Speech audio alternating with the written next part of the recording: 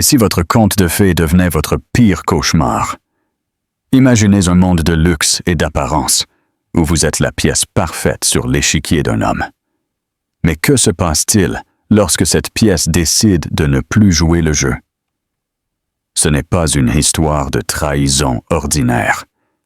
C'est l'histoire de la façon dont une femme, poussée à bout, s'est non seulement échappée, mais a démantelé un empire pour bâtir le sien. Préparez-vous, car ce soir, ce n'est pas seulement une vie qui va s'effondrer. Mon mari, Santiago Ruiz, ne m'a jamais vu comme une personne. J'étais un actif, une belle pièce de son portefeuille d'investissement, l'épouse parfaite pour compléter sa vie de millionnaire.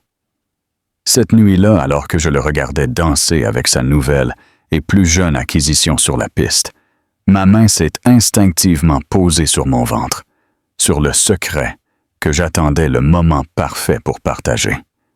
Il dansait, comme si je n'existais pas, comme si toute notre vie n'était rien. Il ne savait pas que, pour moi, ce n'était pas une fin. C'était un compte à rebours, et au matin, tant sa femme que son monde soigneusement construit auraient disparu. Les lustres en cristal du grand salon de l'hôtel Ritz de Madrid déversaient leur lumière sur l'élite de la ville. C'était le gala annuel de la Fondation Estrella, l'apogée étincelant de la saison philanthropique, et moi, Elena Vargas, je jouais mon rôle à la perfection. Ma robe en soie émeraude, une pièce faite sur mesure par un créateur que Santiago avait approuvé, moulait un corps qui gardait le secret le plus profond de ma vie. Enceinte de 3 mois, c'était encore le murmure d'une nouvelle réalité. Un secret connu de moi seul. Santiago avait toujours été un danseur impressionnant.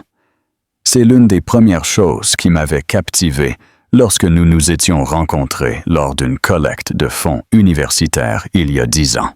Ce soir, son smoking sur mesure s'ajustait à sa silhouette athlétique comme une seconde peau, tandis qu'il guidait Lucia Ramos à travers un tango complexe et passionné. Sa robe cramoisie était une entaille de défi contre l'élégante sobriété du salon, une couleur choisie pour être vue, pour revendiquer. Il bougeait comme un seul être, une entité fluide et ardente, leur corps communiquant une histoire de rencontres clandestines et de désirs partagés. Ils forment un couple assez intéressant, n'est-ce pas? Une voix ronronna à mes côtés. Carla Moreno, l'épouse de l'un des associés juniors de Santiago, tenait son martini comme une arme. Ses yeux, cependant, n'étaient pas sur le couple qui dansait, mais sur moi, cherchant une fissure dans mon sang-froid. Santiago a toujours apprécié une partenaire capable de suivre son rythme, répondis-je, ma voix étant un miracle de calme.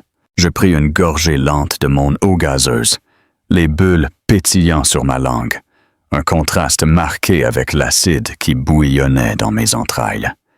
Je le savais depuis 6 mois. Cela avait commencé par l'odeur d'un parfum qui n'était pas le mien, accroché à ses chemises, les nuits tardives au bureau qui s'étendaient jusqu'à l'aube. Les états financiers que moi, avec mon diplôme d'architecture oublié et mon esprit soucieux des détails, avaient commencé à scruter. Lucia n'était pas seulement le symptôme d'un mariage raté, c'était une acquisition stratégique. En tant qu'analyste junior dans une firme rivale, son accès à l'information était presque aussi attrayant pour Santiago que sa jeunesse.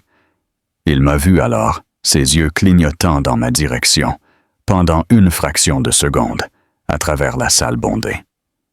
Il n'y avait aucune culpabilité dans son regard, juste un agacement bref, presque imperceptible, comme si ma présence était un inconvénient mineur qu'il devait gérer. Il fit tourner Lucia, son rire résonnant, et à ce moment-là, je n'étais pas sa femme. J'étais un membre du public qu'il avait oublié de congédier. Le poids de l'alliance en platine à mon doigt semblait incroyablement lourd, une chaîne à une vie qui m'avait étouffé. Lentement, Il m'avait convaincu de mettre en attente mon propre cabinet d'architecture. Juste pour quelques années, Elena, avait-il dit, sa voix douce comme le miel, jusqu'à ce que Ruiz Capital soit stable. Ensuite, nous construirons ton rêve. Les années avaient passé. Ruiz Capital était devenu un titan dans le monde du capital investissement, et mes plans accumulaient la poussière dans un coin oublié de notre maison de luxe dans le quartier de Salamanca. Mon rêve était devenu mon petit passe-temps. Je me déplaçais à travers la foule de corps, le murmure des conversations sur les options d'achat d'actions et les vacances à Marbella s'estompant dans un rugissement sourd. Je me retrouvais à une petite table de cocktail, inoccupée près du bord de la piste de danse. L'orchestre passa à une mélodie plus lente et intime. Santiago attira Lucia plus près, sa main étendue de manière possessive sur le bas de son dos. La tête d'elle reposait sur son épaule, leur visage si proches qu'ils respiraient le même air. C'était le moment, celui que j'avais répété dans mon esprit 1000 fois. Le point de non-retour. J'enlevai la bague de mon doigt. Le métal était froid contre ma peau, un contraste marqué avec la chaleur de ma résolution. C'était une bague magnifique, un diamant impeccable de 5 carats que Santiago avait présenté comme symbole de son engagement inébranlable. C'était, je le savais maintenant, juste un autre investissement, conçu pour prendre de la valeur et assurer ma soumission. Je marchais vers le bord de la piste de danse, directement dans sa ligne de mire, alors qu'il tournait. Les yeux de Santiago s'écarquillèrent légèrement, un éclair de confusion, traversant ses traits parfaitement composés. Le sourire triomphant de Lucia vacilla en me voyant approcher. « Elena !» dit Santiago, sa voix basse et teintée d'avertissement. « Qu'est-ce que tu fais? » J'admirais juste la performance, dis-je, ma voix ferme et claire, tranchant de la musique. C'est tout un spectacle.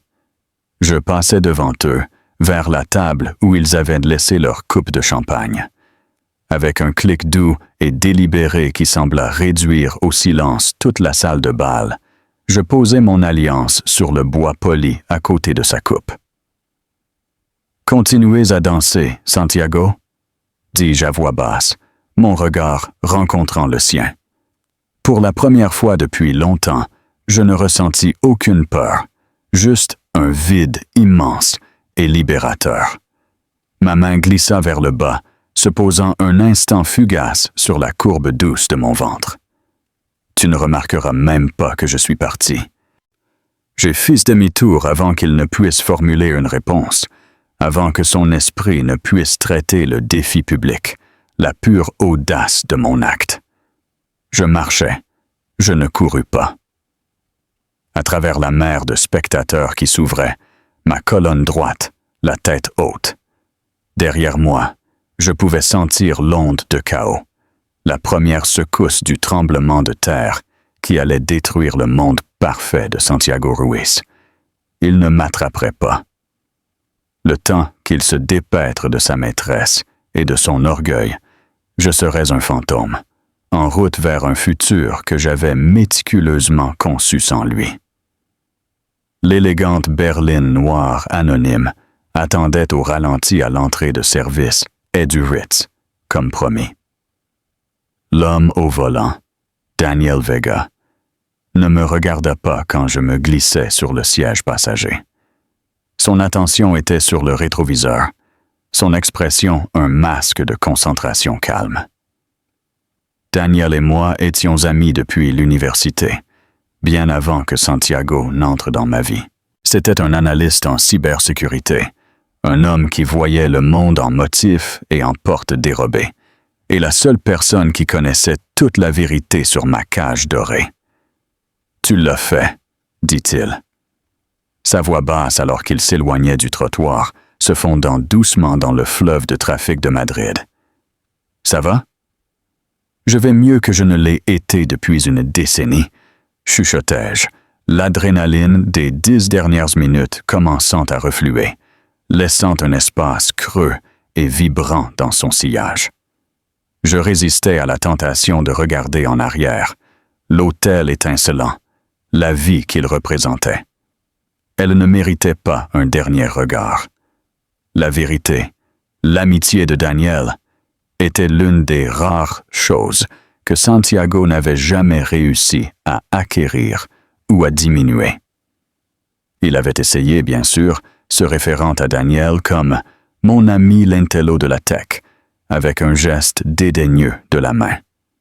Mais Daniel avait percé Santiago à jour dès le début. « Il ne te regarde pas », m'avait dit Daniel une fois, des années auparavant, après un dîner.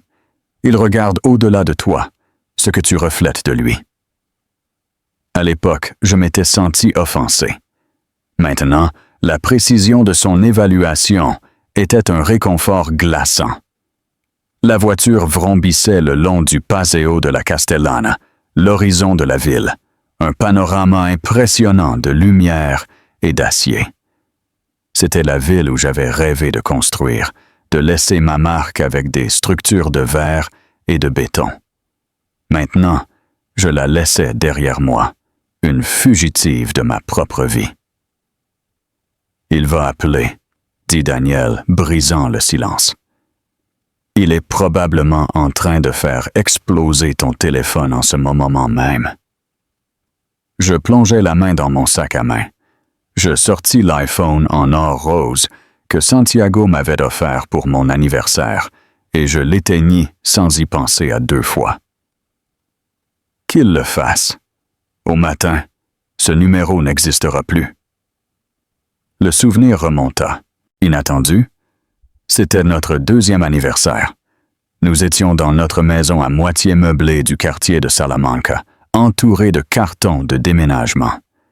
Je venais de décrocher mon premier contrat indépendant important, un projet de rénovation pour une bibliothèque historique dans le centre. J'étais euphorique, étalant les plans sur notre nouvelle table à manger, ma voix vivante de passion alors que j'expliquais ma vision pour l'espace. Santiago avait écouté pendant environ 3 minutes, avec un sourire poli et vide sur le visage. Puis, il avait doucement enroulé mes plans. « C'est merveilleux, chérie, un superbe petit passe-temps pour te garder occupé, » avait-il dit. « Maintenant, concernant la collecte de fonds pour le conseiller municipal le mois prochain. J'ai besoin que tu présides le comité de planification. C'est crucial pour l'expansion de Ruiz Capital.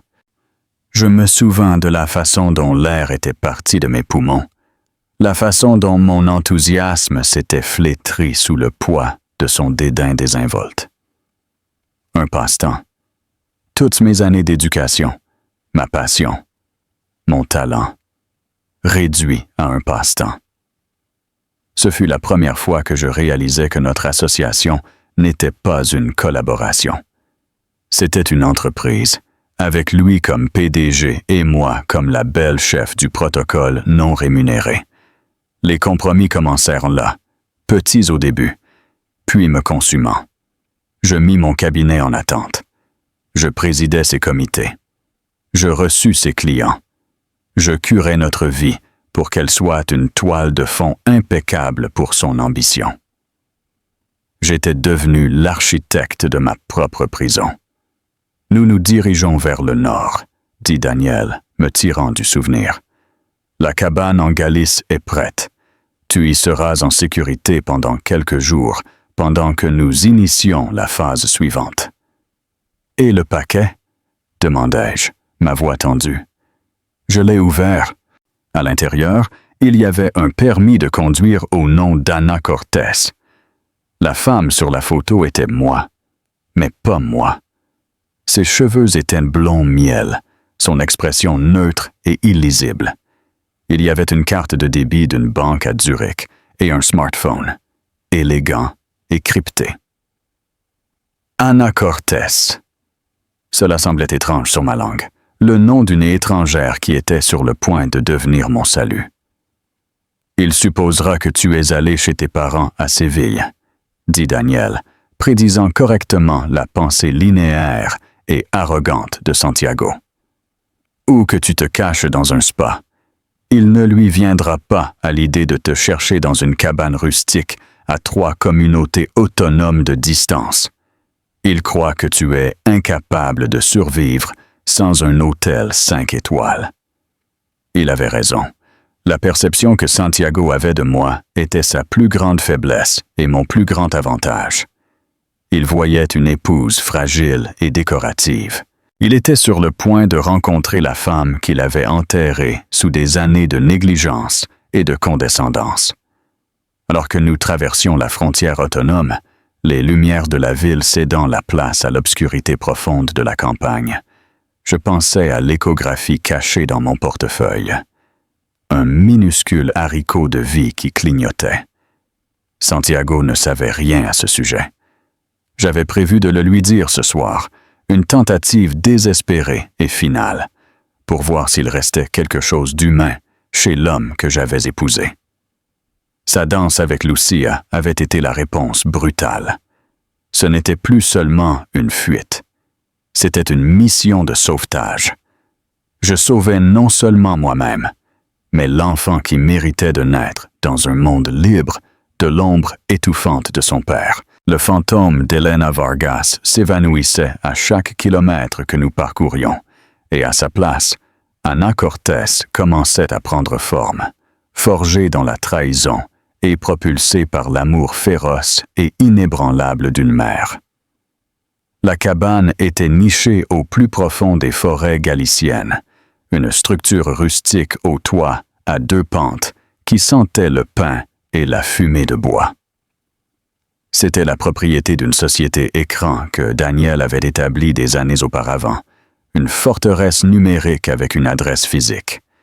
À l'intérieur, un feu crépitait déjà dans la cheminée en pierre. C'était simple, chaleureux, et plus un foyer que la maison méticuleusement entretenue que j'avais laissée derrière moi. « Ton sac d'urgence est dans la chambre, » dit Daniel, posant un ordinateur portable sur la lourde table basse en bois. « L'essentiel, c'est emballé, le reste de tes affaires. Nous devrons les considérer comme des pertes de guerre. J'ai pensé à mes livres d'architecture, ma table à dessin, les maquettes en argile à moitié terminées de bâtiments qui ne seraient jamais construits. Ce n'étaient pas juste des choses, c'étaient des morceaux d'un moi que j'avais permis d'être amputé. « C'est bon, » dis-je, ma voix trahissant un léger tremblement. Elles appartenaient à une personne différente. Daniel ouvrit l'ordinateur portable. « Bien. Phase 2. Le compte offshore est actif. Le premier virement a été liquidé il y a 1 heure. Exactement 50% de tous les actifs liquides légitimes conjoints, ni plus ni moins. Pendant des mois, avec l'aide secrète d'un comptable judiciaire que Daniel avait contrôlé, j'avais tracé le labyrinthe de nos finances. J'avais séparé méticuleusement l'argent que nous avions gagné et économisé ensemble des investissements louches et des comptes privés que Santiago avait créés à mon insu. Je prenais seulement ce qui était légalement à moi. Le reste, la preuve de sa tromperie, était ma police d'assurance. « L'interrupteur de sécurité est activé », continua Daniel, ses doigts volant sur le clavier. C'était son idée. Un serveur sécurisé dans le nuage gardait des copies de chaque document incriminant que j'avais trouvé. Si je ne me connectais pas avec un code spécifique toutes les 72 heures, le paquet complet serait envoyé automatiquement au conseil d'administration de Ruiz Capital, à la CNMV et au principal journaliste financier du pays. C'était une épée de Damoclès numérique suspendue au-dessus de la tête de Santiago. Je m'enfonçais dans le canapé en cuir usé, la chaleur du feu un réconfort bienvenu. L'adrénaline s'était complètement évanouie, remplacée par un épuisement profond.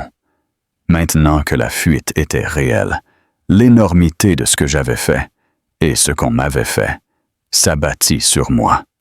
L'aventure avec Lucia était la trahison la plus visible, mais ce n'était pas la blessure qui nous avait séparés. Le véritable coup mortel était arrivé il y a 3 mois. Santiago était soi-disant dans une retraite d'associés dans les pics d'Europe. Je cherchais dans son bureau d'anciens documents fiscaux quand ma main frôla une planche lâche sous son bureau. Mon œil d'architecte avait toujours remarqué qu'elle était légèrement désalignée. La curiosité s'enflamma. Je l'ouvris. À l'intérieur se trouvait un dossier en cuir. Il ne contenait pas de certificat d'action ni de lettre d'amour secrète. Il contenait des documents hypothécaires.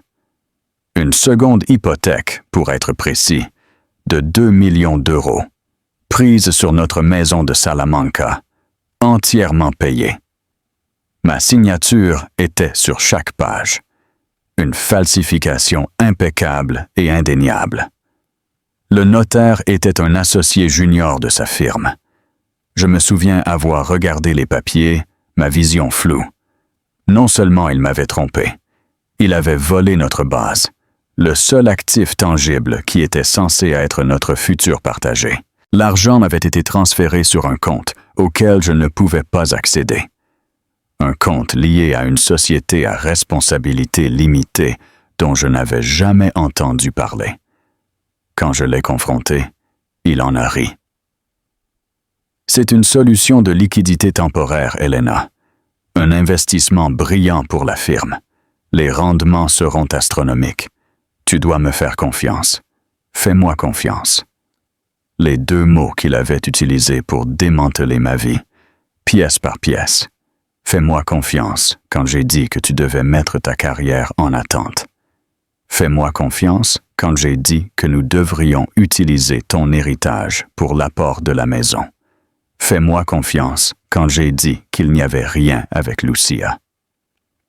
Ce fut le moment où l'amour mourut, pas dans une explosion ardente, mais dans le vide froid et silencieux de la découverte. La planification de ma sortie commença le lendemain. L'aventure n'était que du bruit. La signature falsifiée était la déclaration de guerre. Elena? La voix de Daniel était douce, me tirant de l'obscurité du souvenir.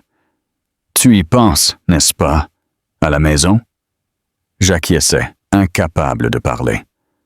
Ce qu'il a fait était plus que criminel, dit-il, le regard fixe. Il a regardé le foyer que vous avez construit ensemble, l'avenir que vous planifiez, et il l'a utilisé comme n'importe quel autre actif dans son bilan. Toi y compris. Tu avais raison. Dans le monde de Santiago, tout et tout le monde avait un prix. Il avait calculé ma valeur et décidé que je valais moins qu'un investissement à haut risque. Il avait échoué sur une chose. Je n'étais plus disposé à être sous-évalué. Je pris le nouveau téléphone sur la table, sa surface froide et inconnue. Sur l'écran, Daniel avait installé une application de banque privée. Je me connectais. Et il était là. Un solde qui représentait non seulement de l'argent, mais la liberté. Un futur. Assez pour recommencer. Quelque part loin. Quelque part où Ana Cortés pourrait construire quelque chose de nouveau. Pas seulement pour elle, mais pour la petite vie qui grandissait en elle. « Merci, Daniel », dis-je, les mots semblant complètement inadéquats. « Tu n'aurais pas pu... » Il m'interrompit doucement. « Tu aurais fait la même chose pour moi. Maintenant, va dormir. Le vrai travail commence demain. » Alors que j'étais allongé dans la petite chambre d'amis de la cabane, écoutant le vent soupirer dans les pins, je sentis le premier battement dans mon ventre. Une impulsion minuscule et rassurante. C'était une promesse. Je ne fuyais pas seulement un homme, je courais vers un futur. Et pour la première fois depuis très, très longtemps, je serais sa seule architecte. Je me réveillais avec le bourdonnement insistant du téléphone crypté. L'horloge numérique indiquait 7h12. La lumière du soleil entrait par la fenêtre de la cabane, peignant des rayures sur le parquet. C'était Daniel. Sa voix était sombre, dépouillé de son calme habituel. Il bouge plus vite que nous ne l'avions anticipé. Il a déjà appelé la police. Je m'assis, mon cœur entamant un rythme frénétique contre mes côtes. Ils le feront attendre 24 heures. Un adulte a le droit de partir. Normalement, oui, dit Daniel. Mais Santiago Ruiz n'est pas une personne normale. Il a donné un demi-million d'euros à la campagne de réélection du chef de la police l'année dernière. Il traite cela comme un cas prioritaire de personnes disparues à haut risque. Il joue la carte du mari inquiet, et il la joue fort. Un frisson me parcourut l'échine. J'avais sous-estimé son culot, sa capacité à manipuler les systèmes mêmes destinés à protéger les gens. Je me dirigeais vers le salon, où la petite télévision était branchée sur une chaîne d'information en continu. Et il était là, Santiago debout sur les marches de notre maison, son visage un masque d'angoisse soigneusement élaboré. Lucia n'était pas en vue. Il portait un costume gris sobre, son expression grave, alors qu'il parlait à un groupe de journalistes. « Je supplie pour le retour sain et sauf de ma femme, » dit-il, sa voix brisée par l'émotion. Elena a été soumise à un stress immense ces derniers temps. Elle n'a pas été elle-même. Je crains qu'elle ne soit désorientée, confuse. Si quelqu'un l'a vue, s'il vous plaît, contactez les autorités immédiatement. Nous voulons juste qu'elle rentre à la maison saine et sauve. Stress, désorientée, confuse. Les mots étaient des fléchettes empoisonnées, conçues pour me discréditer avant même que je ne puisse parler. Il construisait son récit. Je n'étais pas une femme qui avait échappé à un mariage toxique. J'étais une épouse instable qui avait subi une crise mentale. C'était brillant. C'était diabolique. Manuel de jeu standard. La voix de Daniel grésilla à travers le téléphone. S'il ne peut pas être le héros, il sera la victime. Ça empire. Il offre une récompense de 50 000 euros. 50 000. C'était assez pour transformer chaque employé de station de service, réceptionniste de motel et voisin fouineur entre Madrid et la côte en un informateur potentiel. La sécurité de mon anonymat s'évaporait à chaque mot qu'il prononçait. Ils sont en train de trianguler la dernière position de ton ancien téléphone au Ritz, continua Daniel. Ils vont obtenir les images de surveillance de toute la zone. Ma voiture sera dessus. Tu dois t'en débarrasser, dis-je instantanément. Je suis déjà dessus.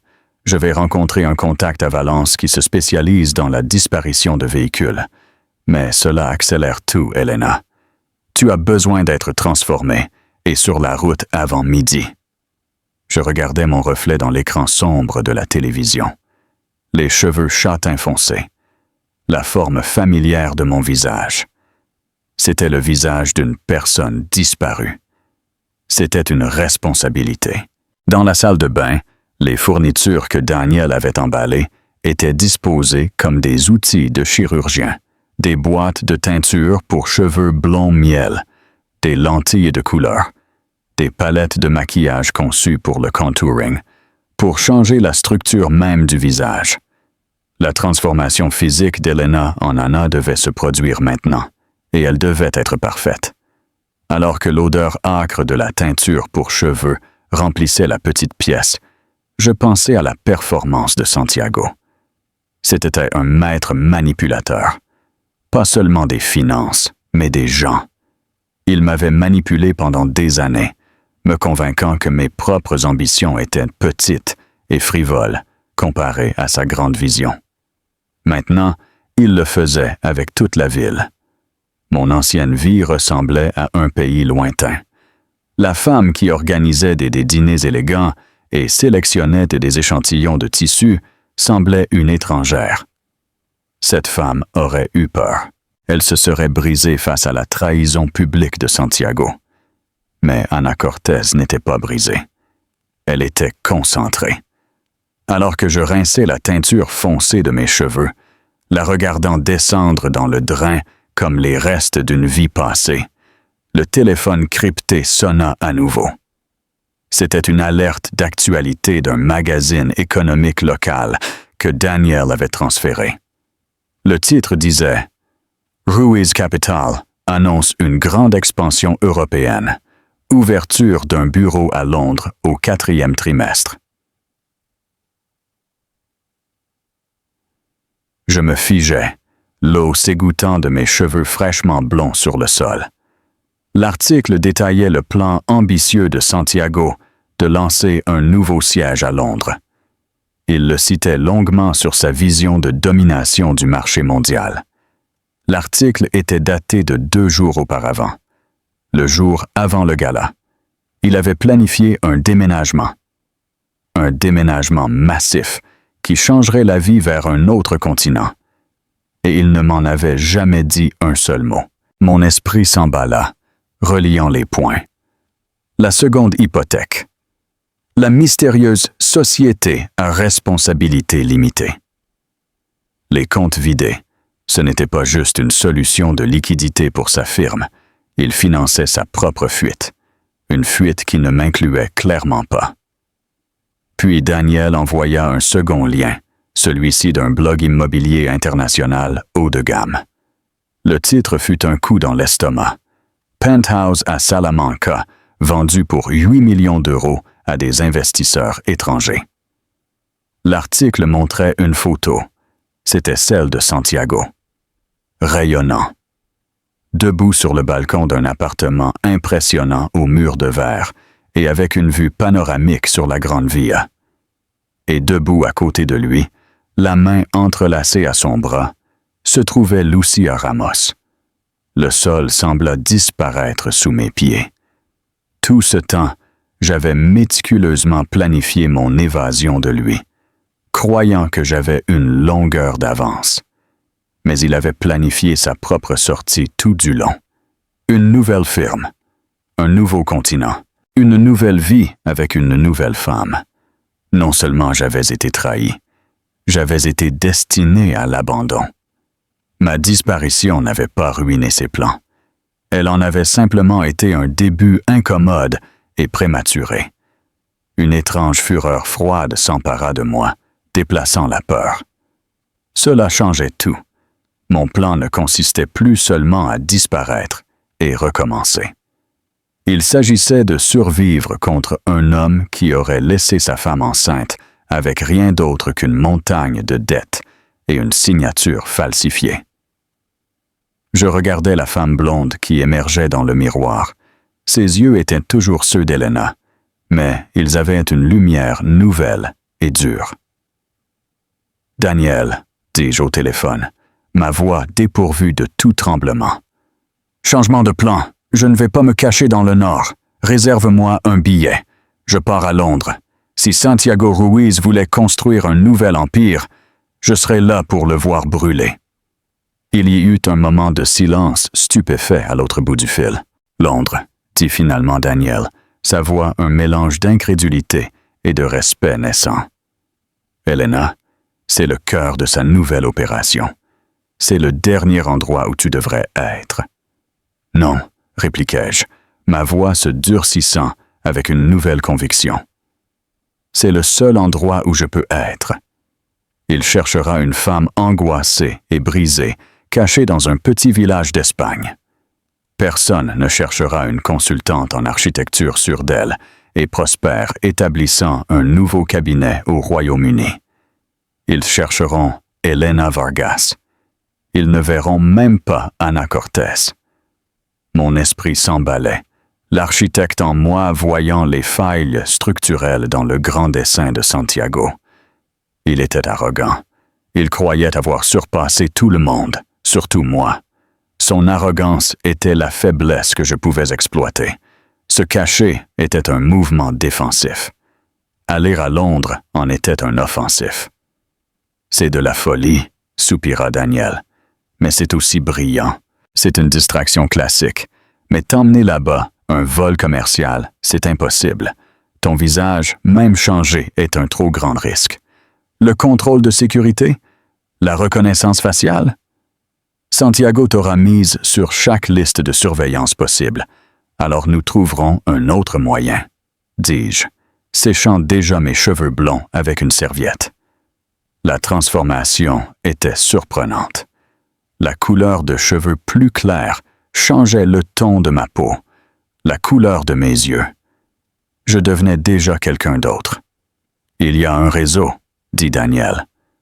Après une longue pause, des gens que je connais par mon travail, pas des criminels, des spécialistes, ils aident les gens à disparaître, des journalistes en danger, des témoins, des gens comme toi. C'est profond, c'est clandestin et c'est cher.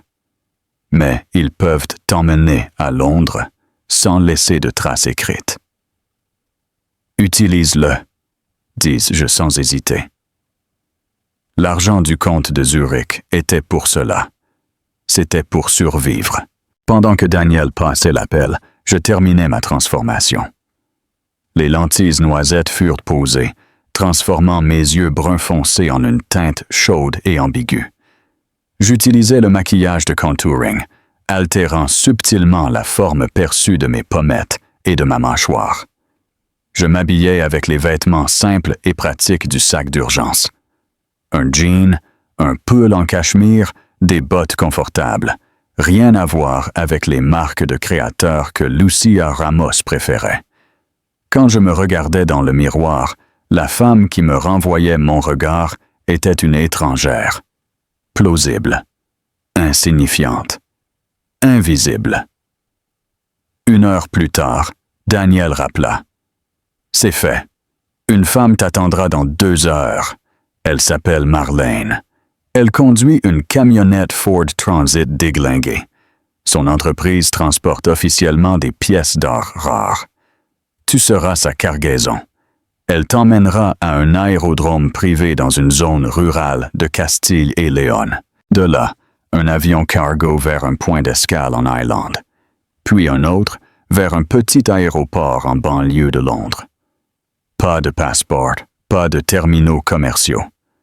La puissance de ça, l'efficacité était impressionnante. C'était un monde dont je ne soupçonnais pas l'existence, opérant dans l'ombre de celui que Santiago dominait. Je dois disparaître maintenant. Elena, dit Daniel, sa voix lourde. Une fois qu'ils auront identifié ma voiture sur les images du Ritz, ils me suivront. Ils surveilleront mes communications, mes finances. Je me suis préparé à cela, mais je ne peux pas risquer qu'ils te trouvent. Désormais, tu es Ana Cortés. Nous ne pourrons plus parler directement jusqu'à ce que ce soit fini. La finalité de ces mots me frappa avec une force inattendue. Daniel était ma bouée de sauvetage. Maintenant, la corde était coupée. « Comment saurais-je que tu vas bien? » demandai-je, un nœud de peur se serrant dans ma poitrine. Chaque vendredi, je ferai un petit don anonyme au Fonds mondial pour la nature en ligne. Si tu vois le don, tu sauras que je suis en sécurité. S'il se passe une semaine sans, je n'avais pas besoin de finir. Sois prudent, Daniel. Toi aussi, Anna, dit-il, utilisant le nouveau nom pour la première fois. L'appel se termina. Je restais dans la cabane en silence, complètement et absolument seul. Pour un moment fugace, le poids de tout menaça de m'écraser. J'étais une femme enceinte avec un faux nom, sur le point d'être passée en contrebande à travers l'Atlantique dans un avion cargo, me dirigeant vers une confrontation avec un homme puissant et impitoyable. Je pris une profonde inspiration et mis une main sur mon ventre. Le faible battement que j'avais senti plus tôt était plus fort maintenant, un petit éclat de vie qui me rappelait de quoi il s'agissait. Ce n'était pas seulement mon combat, c'était le nôtre. J'emballais les quelques articles restants dans un sac à dos simple. Je nettoyais chaque surface de la cabane, effaçant toute trace de ma présence. En attendant Marlène, j'allumais le nouvel ordinateur portable et commençais mes recherches. Je n'allais pas seulement à Londres pour me cacher, j'allais pour construire. Je cherchais de petits cabinets d'architecture indépendants, des espaces de coworking pour professionnels créatifs, des événements de réseautage de l'industrie. Je commençais à construire la base de la vie professionnelle d'Ana Cortés avant même qu'elle ne pose le pied dans la ville. Santiago avait effacé la carrière d'Elena Vargas. Il n'aurait jamais l'occasion de toucher à celle d'Ana Cortés.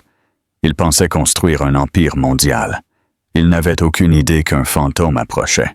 Un fantôme qui connaissait tous ses secrets et n'avait rien à perdre.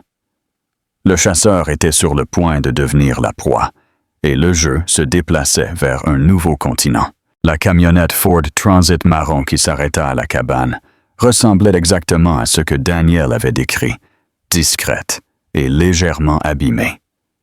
La femme qui en sortit avait la cinquantaine, avec des yeux vifs et intelligents, et des cheveux argentés rassemblés en une tresse pratique.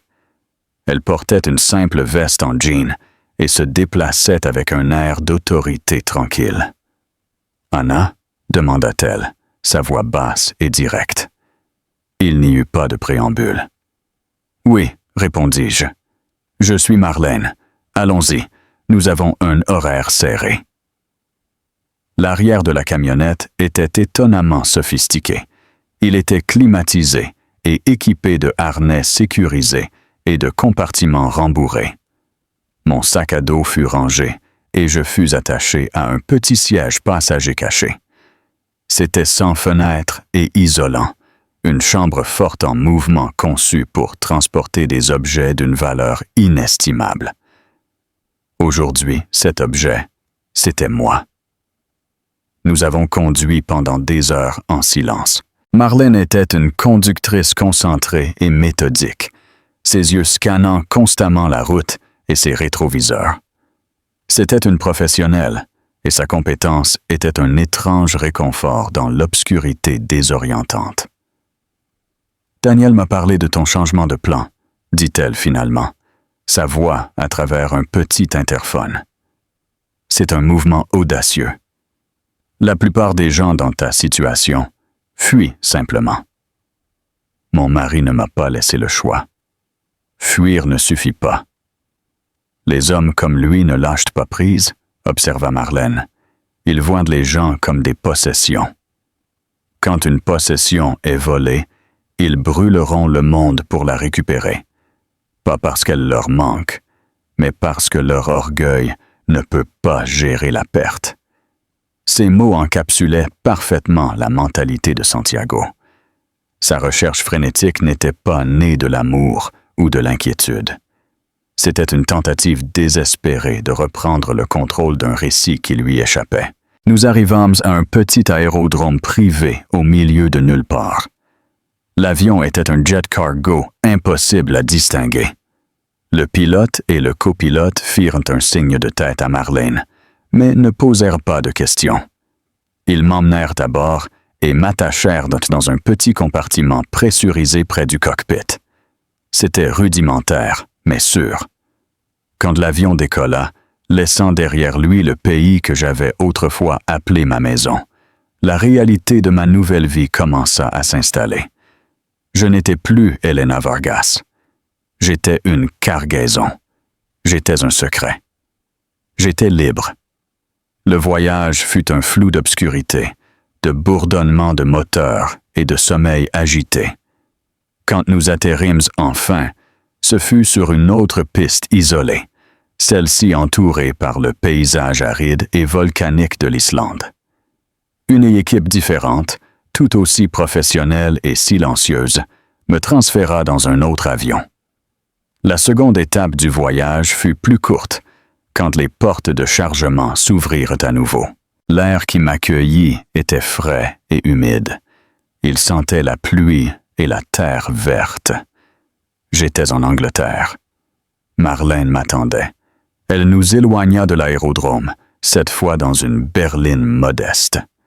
Nous nous dirigeâmes vers Londres, l'expansion urbaine se construisant progressivement autour de nous. « Nous avons un endroit pour toi, » dit-elle. « Un appartement corporatif à Islington, loué pour 3 mois sous ton nouveau nom. C'est propre, sûr et privé. L'appartement était parfait. C'était un appartement moderne meublé d'une chambre dans un immeuble résidentiel calme. C'était assez anonyme pour être sûr, mais situé dans un quartier vibrant où une femme professionnelle célibataire ne détonnerait pas. Il y a plus, dit Marlène, plaçant un mince dossier en cuir sur la petite table de la salle à manger. Daniel a posé les bases, mais mon réseau a construit la structure. Voici le dossier complet d'identité pour Anna Cortez. Je l'ouvris. Le niveau de détail était stupéfiant. À l'intérieur, il y avait un permis de conduire britannique, une carte de sécurité sociale et des relevés bancaires d'une banque du Royaume-Uni, montrant un historique financier modeste mais cohérent. Il y avait des diplômes universitaires de l'école d'architecture de l'Université de Manchester et un master d'un institut de design suisse dont les archives avaient été commodément corrompues dans un incendie de serveurs il y a une décennie. L'historique professionnel était une œuvre d'art. Il montrait Anna Cortez comme une consultante indépendante qui avait travaillé pour plusieurs firmes d'architecture qui avaient depuis été acquises ou avaient fait faillite, ce qui rendait la vérification difficile, mais pas impossible. « Ton empreinte numérique est déjà établie », expliqua Marlène. Un profil LinkedIn, une correspondance professionnelle, antidatée. Même quelques comptes de réseaux sociaux avec des paramètres de confidentialité élevés, suffisants pour sembler réels à quiconque effectuant une recherche superficielle. Mais la partie la plus cruciale était le document final. C'était un résumé d'une page de la spécialité professionnelle d'Anna Cortez. Consultante spécialisée dans l'intégration des cultures d'entreprise et des espaces de travail physique lors de fusions et acquisitions internationales. Je le fixais, la brillance de la stratégie s'assemblant. La nouvelle entreprise de Santiago, Ruiz et Associés, prévoit d'acquérir plusieurs firmes britanniques, plus petites, pour établir sa présence à Londres, dit Marlène, confirmant mes pensées. Ils auront besoin exactement de l'expertise qu'offre Anna Cortez. Elle pourrait être embauchée par l'une de ces firmes avant même que l'acquisition ne se produise. Cela te donne une raison légitime d'être à l'intérieur de son monde. C'était le cheval de Troie ultime. Je ne serais pas une étrangère essayant d'observer. Je serais une experte invitée à l'intérieur des murs même de son nouvel empire. Il y a une dernière étape, dit Marlène, son ton devenant plus sérieux. La paperasse est une chose. Habiter l'identité en est une autre. Tu as besoin de désapprendre Elena. Sa posture, ses modèles vocaux, sa déférence. Nous avons quelqu'un qui peut t'aider. Les 3 jours suivants furent une classe de maîtres en transformation.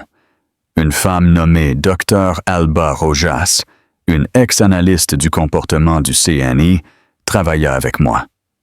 Elle fut implacable. Elle corrigea ma posture. Elena se tient comme si elle s'excusait d'occuper de l'espace. Anna s'approprie son terrain. Elle réentraîna ma façon de parler. Elena adoucit ses opinions avec des nuances. Anna exprime son analyse avec confiance. Elle changea même la façon dont j'établissais le contact visuel. C'était épuisant. Je réentraînais la mémoire musculaire qui s'était renforcée pendant une décennie. À la fin du 3e jour, j'étais mentalement et physiquement épuisé. Mais j'étais aussi différente. Quand je me regardais dans le miroir, je vis Anna. Son regard était direct. Son sourire était authentique, pas forcé. Sa confiance était gagnée, pas empruntée. Le 4e jour, Marlène m'apporta une tablette. « Ça commence », dit-elle. Daniel a libéré le premier paquet. Le titre était du Chicago Tribune. Ruiz Capital lance une enquête interne sur son fondateur, Santiago Ruiz. Suite à des allégations d'irrégularité financière, l'article, citant une source confidentielle, détaillait la seconde hypothèque non autorisée sur la propriété du quartier de Salamanca et soulevait des questions sur une possible mauvaise gestion des fonds des clients. L'image soigneusement élaborée de Santiago, comme la victime tragique, commençait à se fissurer. La guerre avait commencé, et Santiago n'avait aucune idée que sa plus grande adversaire était déjà derrière les lignes ennemies, prête à agir. La vie à Londres s'installa dans un rythme calme et déterminé. Mon appartement à Islington devint mon sanctuaire et mon centre de commandement. Les matinées étaient consacrées à établir la présence d'Anna Cortés. Je passais des heures dans des cafés, avec un ordinateur portable ouvert devant moi, rédigeant des propositions et envoyant des emails à de petites et moyennes firmes d'architecture et de design à travers la ville. Je ne jouais pas seulement un rôle, je construisais activement une entreprise légitime. Ma spécialité, l'intégration de l'espace de travail pendant les fusions d'entreprises, était une niche très demandée dans une ville qui était un centre mondial pour la finance et le droit. C'était la couverture parfaite, tirant parti de mon expérience réelle, tout en fournissant une raison plausible à mon intérêt pour les mêmes firmes que Santiago cherchait à acquérir. Les après-midi étaient pour l'exploration. Je marchais des kilomètres, apprenant les rues de la ville, des places verdoyantes de Bloomsbury au chaos vibrant de South Bank. Je dessinais des bâtiments dans un petit carnet Moleskine, sentant qu'une partie de moi, qui avait été inactive pendant une décennie, se ravivait lentement. À Madrid, j'étais la Santiago Ruiz. Ici, je n'étais qu'Anna, une femme avec un carnet de croquis et un futur. L'anonymat était enivrant. J'étais prudente. Je payais tout en espèces ou avec la carte de débit du Royaume-Uni. Je variais mes routines. J'évitais les quartiers ostentatoires et à forte présence américaine comme Mayfair et Knightsbridge, les endroits que Santiago et Lucia finiraient par fréquenter. J'étais un fantôme, hantant délibérément les parties de la ville où ils ne penseraient jamais à chercher. Chaque vendredi, je vérifiais le site web du Fonds mondial pour la nature, et chaque vendredi un nouveau petit don apparaissait dans le registre public. Daniel est en sécurité. La simple confirmation était une bouée de sauvetage, une conversation silencieuse à travers un océan. 3 semaines après mon arrivée, la deuxième vague de l'attaque de Daniel frappa. Cette fois, l'histoire était plus grande. Un article d'investigation dans le Wall Street Journal. L'épouse disparue et les millions perdus. À l'intérieur du réseau de tromperie de Santiago Ruiz. L'article était un chef-d'œuvre.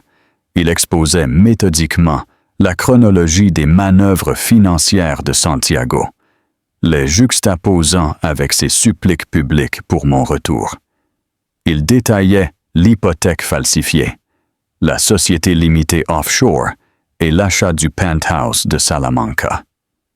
Il ne suggérait pas seulement des irrégularités, il fournissait une feuille de route de sa fraude. Crucialement, il incluait une citation d'un expert en calligraphie qui considérait la signature sur les documents du prêt comme une falsification très habile mais définitive. Le récit s'effondra du jour au lendemain. Santiago n'était plus le mari éploré. Il était le principal suspect dans une histoire de cupidité et de trahison. La police nationale de Madrid, confrontée à l'humiliation publique d'avoir été si facilement manipulée, reclassa immédiatement mon cas et la CNMV lança officiellement une enquête formelle sur Ruiz Capital. Je lus l'article depuis mon petit appartement de Londres avec une tasse de thé refroidissant dans mes mains. Il n'y avait pas de triomphe. Il n'y avait pas de joie. Juste une satisfaction froide et sombre. C'était la conséquence inévitable de ses actions. Je n'avais pas créé sa chute. J'avais simplement allumé les lumières pour que le monde puisse voir le monstre qu'il avait toujours été. Mon téléphone, l'assurance que Marlène m'avait donnée, vibra avec un message d'un numéro inconnu. Le protocole était simple. Si un message était légitime, il contiendrait un code spécifique de 5 chiffres. Le code était là. Le message était bref. Il est distrait. Le conseil le force à partir. Lucia cherche des avocats. C'est maintenant le moment de semer les graines. Mathias, il était temps pour Anna Cortez de faire son mouvement. Le lendemain, j'assistais à un événement de réseautage pour les professionnels du design commercial à Shoreditch. Je circulais, engageant des conversations, discutant des tendances dans le design de bureaux durables. Je n'étais plus l'épouse silencieuse, debout à côté de son mari. J'étais une professionnelle, parlant avec autorité d'un sujet que j'aimais. Je me concentrais sur une conversation avec le directeur associé d'une firme appelée Dalton & Finch, une firme britannique historique respectée, qui, d'après mes recherches, je savais être en difficulté financière et mûre pour une acquisition. Je savais aussi qu'elle était en haut de la liste des cibles de Santiago. Je me présentais comme Anna Cortez. Je parlais de mon récent travail en Suisse, aidant 2 banques en cours de fusion à intégrer leurs espaces de travail sans perdre en productivité. L'associé, un homme nommé Alistair Finch, était intrigué. C'est précisément le défi auquel nous pourrions être confrontés, admit-il, baissant sa garde après 2 verres de vin. Nous sommes en pourparlers concernant un partenariat potentiel avec une entité américaine plus grande. C'est un processus délicat, dis-je avec sympathie. Fusionner des cultures d'entreprise est autant une question d'architecture que de ressources humaines. L'espace physique dicte comment les personnes interagissent, collaborent et se sentent par rapport au changement. Je lui donnai ma carte. Si vous avez besoin d'un consultant indépendant pour aider à naviguer cette transition, je serais ravi d'avoir une conversation. Il prit la carte, son expression pensive. Anna Cortez, je vais garder ceci. Il est très probable que nous nous mettions en contact. J'ai rentré chez moi ce soir-là sous la douce lueur des lampadaires de Londres. C'était un pari, un pas délibéré vers le chemin de la tempête. Mais cela semblait juste. Santiago avait bâti son empire sur la tromperie, sur l'utilisation des gens comme des pions. J'utilisais mon intellect, ma compétence authentique, pour construire une nouvelle vie. Et si cette vie me donnait un siège au premier rang pour l'implosion de la sienne, c'était une justice poétique que j'étais prête à embrasser. Le calme était terminé. La tempête approchait. Et pour la première fois, j'étais prête à marcher droit vers elle. La vue depuis mon bureau au 22e étage dominait le cœur vaste et historique de Londres. Il y a 1 an, j'étais arrivé comme un fantôme, une femme avec un faux nom et un secret. Aujourd'hui, Anna Cortez était l'une des consultantes en architecture les plus demandées de la ville. Ma firme, Stratégies d'intégration Cortez, avait une liste d'attente de clients. Je l'avais bâtie à partir de rien, seulement par le mérite et l'expérience. Ma main reposait sur mon ventre arrondi. Mon fils, qui naîtrait dans 6 semaines, était une présence constante et réconfortante. Il était moi. Pourquoi?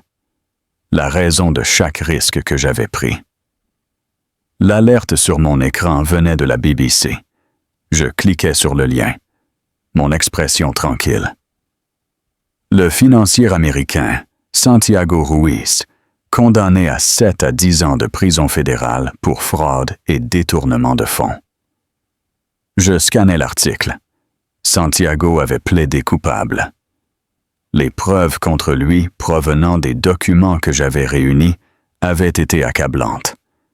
Ruiz Capital était en faillite, ses actifs saisis et liquidés. Ses anciens associés s'étaient retournés contre lui, anxieux de se sauver. L'empire dont il s'était tant enorgueilli n'était plus qu'un tas de cendres légales. Un article séparé et plus petit mentionnait Lucia Ramos. Elle avait témoigné contre Santiago en échange de l'immunité. Sa carrière était en ruine. La dernière fois qu'elle avait été vue, elle embarquait sur un vol de retour vers sa ville natale à Albacete, son visage caché aux paparazzi. Le penthouse de Salamanca avait été saisi comme produit du crime. La vie à laquelle elle s'était accrochée s'était évanouie aussi rapidement qu'elle était apparue. Mon téléphone sécurisé, utilisé uniquement pour communiquer avec le réseau, vibra. C'était un message de Daniel, notre première communication directe depuis 1 an. Justice d'une certaine sorte. La maison de Salamanca a été vendue aujourd'hui aux enchères. Le dernier lien a été brisé. Tu es libre, Anna. Complètement. Je regardais l'horizon de Londres. Étais-je libre? J'avais été libre au moment où j'étais sorti de cette salle de bal. Ceci n'était que l'épilogue. L'histoire ne concernait plus Santiago. Elle me concernait. L'ironie ne m'échappait pas que mon client le plus important était le consortium qui avait acquis les restes de Dalton & Finch, la même firme que Santiago avait essayé d'acheter. Il m'avait engagé pour superviser la refonte complète et l'intégration culturelle de leur nouveau siège à Londres. J'étais, littéralement, en train de construire un nouvel avenir sur les ruines de ses ambitions ratées. Il y eut un coup doux à la porte de mon bureau. Mon assistante, une jeune femme brillante nommée Chloé, passa la tête. « Alistair Finch est ici pour vous voir. Faites-le entrer, » dis-je. Alistair, l'ancien associé de Dalton & Finch, maintenant un haut dirigeant dans la nouvelle entité, entra.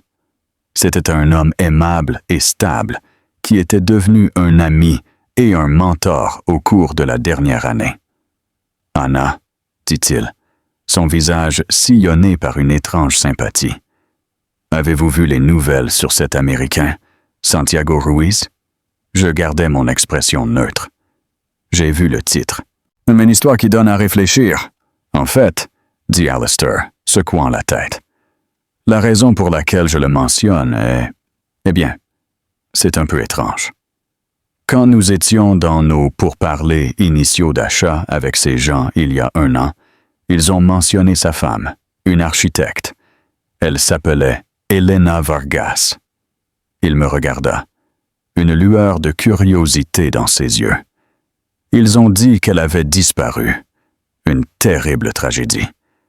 J'ai juste pensé, quelle étrange coïncidence.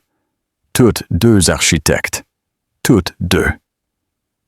Eh bien, vous savez, mon cœur donna un seul coup fort contre mes côtes, mais ma voix était uniforme.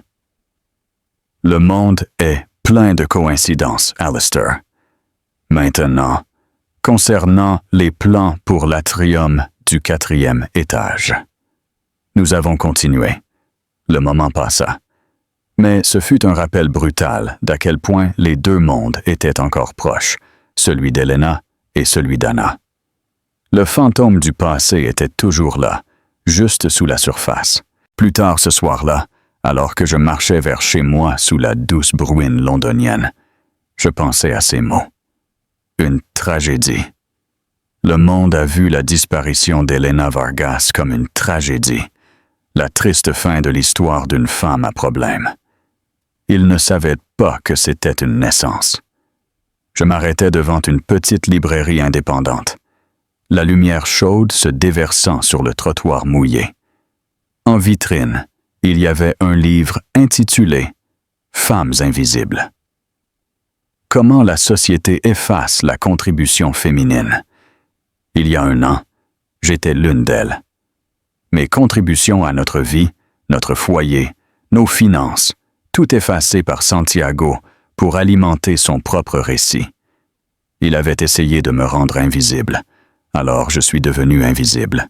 Et dans cette invisibilité, j'ai trouvé mon pouvoir. J'ai trouvé ma voix. J'ai trouvé ma force.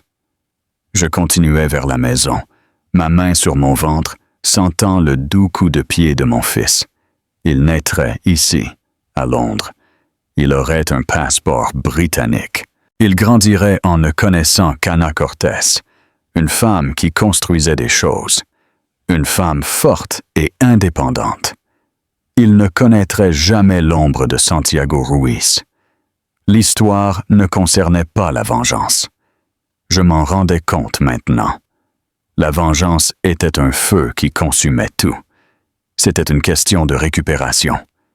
J'avais récupéré mon nom, ma carrière, mon avenir et le droit d'amener mon fils dans un monde de sécurité et d'intégrité.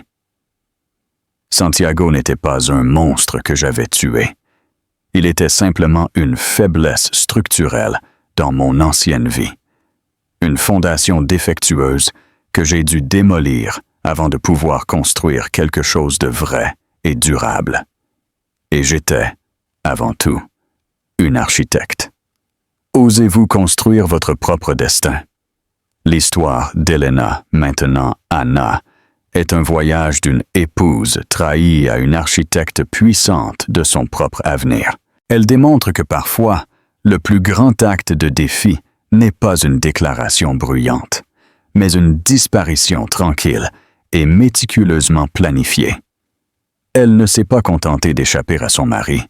Elle l'a surpassé, a récupéré son identité et a construit une nouvelle vie selon ses propres termes, prouvant que la vraie liberté ne consiste pas à fuir, mais à reconstruire stratégiquement. Son récit est un rappel puissant que les personnes les plus silencieuses ont souvent les esprits les plus résilients.